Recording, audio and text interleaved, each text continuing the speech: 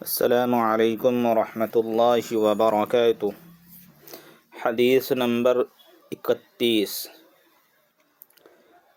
ہم سے سلیمان بن حرب نے بیان کیا، کہا ہم سے شعبہ نے بیان کیا، انہوں نے اسے واصل احدف سے،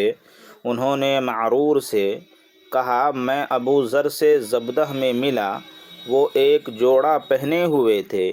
اور ان کا غلام بھی جوڑا پہنے ہوئے تھا۔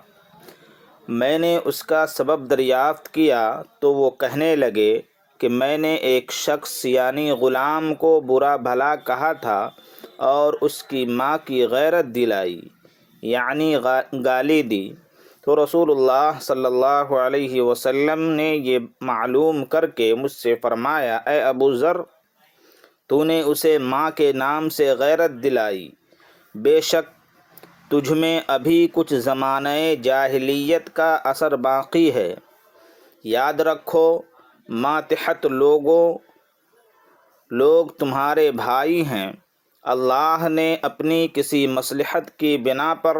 انہیں تمہارے قبضے میں دے رکھا ہے، تو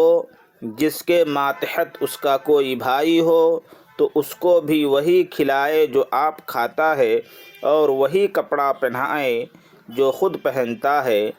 اور ان کو اتنے کام کی تکلیف نہ دو کہ ان کے لیے مشکل ہو جائے، اور اگر کوئی شخص